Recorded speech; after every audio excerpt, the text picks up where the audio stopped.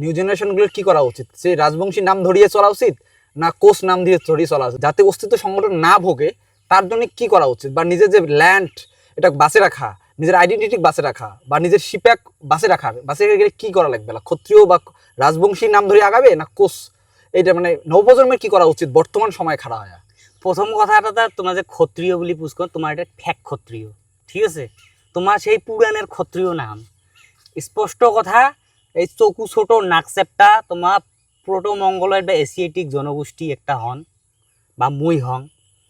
সেই যে বর্ণ ব্যবস্থা ব্রাহ্মণ ক্ষত্রিয় বৈশ্য শূদ্র, সেটা একটা অমানবীয় পরিকল্পনা, মানুষে করা অমানবীয় পরিকল্পনা বর্ণ ব্যবস্থাটা।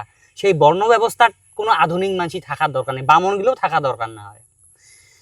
আর একটা কথা হল যে কায় কোজ হবে না রাজবংশী হইয়া যাবে, যাই রাজবংশী হইয়া চলিবে স্পষ্ট করি কওয়া লাগিবে যে উইয়ে কেমন করি রাজবংশী, মানে নিজের শিপে সম্পর্কে জানা দরকার, উয়ের নিজে বোধ পাওয়া দরকার যে উইয়ে কোন রাজার বংশধর, আর রাজার বংশ ব্যাখ্যাটাও দেওয়া লাগবে। আর যাই কবে যে মুই কোষ, তাও কওয়া হবে তুই কেনে কোষ। তো মোট কথা আমার নবপ্রজন্ময় পড়াশুনে করা লাগবে। পড়াশুনে মানে পেট পিএইচডি না হয়, পেট পিএইচডি মানে জানিস চাকরি পাওয়ার জন্য যে পিএইচডি করে, যে তার পাশে দুদিন পরে আকপাখে ডক্টরেট ডিগ্রি লাগাইয়া বহুত বড় পণ্ডিতগিরি মারায়, সেই পণ্ডিত না হয়। এই নিজের মুক্তির জন্যে, এই জাতির মুক্তির জন্যে পড়াশুনে করা লাগবে।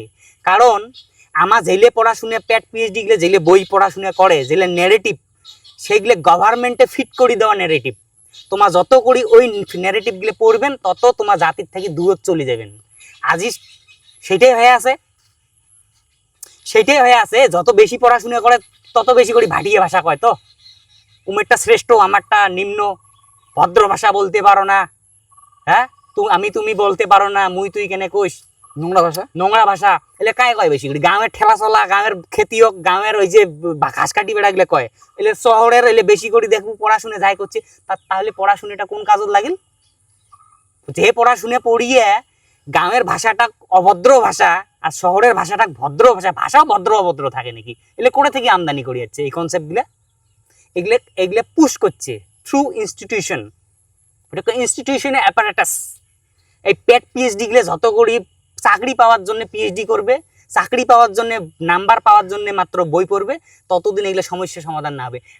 আমার জাতিরও মুক্তির জন্য, জাতীয় উত্থানের জন্য বই পড়া লাগবে। সেলে কোটায় পায়, সেলেও অ্যাভেলেবেল সোর্স আছে, আগ্রহ লাগবে। ইন্টারনেটও অ্যাভেলেবেল আছে সোর্স, কিন্তু পড়ে না খাও। ওই যে এক পেজ দুইটা শব্দ এখন গোটায় বইয়ের 600 পৃষ্ঠের পেজ খানত একটা শব্দ নিয়ে মানুষক রেফারেন্স দিবে, যে যেমন রাজবংশী ভাষাবিদ গুলো কয় গ্রিয়ারসনে বলেছে রাজবংশী, তো একটা পেজের পরে গ্রিয়ারসনে আরো মেলা কথা কইছে, গ্রিয়ারসনের আরো মেলা বই আছে, পড়ে না। যেহেতু রাজবংশী ভাষার নাম ওইটা উপস্থাপন করা লাগবে বা প্রমাণ করা লাগবে যে গ্রিয়ারসনের কথা কয়, বাকি কয় না। তো এইটা এই ধরনের পড়াশোনার থেকে দূরদাসী। হ্যাঁ, নাম্বারের জন্য পেট পিএইচডি হওয়া লাগবে আমার, কিন্তু সাথে সাথে আমার জনগোষ্ঠীর সামগ্রিক উত্থানের জন্যে আমার সত্যটা বিশ্রিয়ের জন্য আমার পড়াশোনা করা লাগবে। যারা সত্যটা বিশ্রিয়ে যাবো সেলা আমার কোচ না রাজবংশী আমার নিজে টের পামো, আর নিজে ওই পথত যাওয়ার পামো। কিন্তু আমার হয়তো বই তোক দিবের পাই, এলে বই পড় সব বই পড়, কিন্তু মোর বইও পড়, মুই দেওয়া বইগুলোও পড়, দেখ কম্পেয়ার কর। তাহলে তুই তোর যদি বিবেক থাকে, তোর যদি চেতনা থাকে, তুই বুঝা পাবো যে তুই কোচ না রাজবংশী। রাজবংশী কয়া গৌরব করা লাগে না কোচ কয়া গৌরব করা লাগে? রাজবংশী কয়া কিসের গৌরব? তুই রাজার বংশধর, রাজার থেকে জাতির সৃষ্টি হয় না, জাতির থেকে রাজা হয়। সেটাই হলে প্রশ্ন।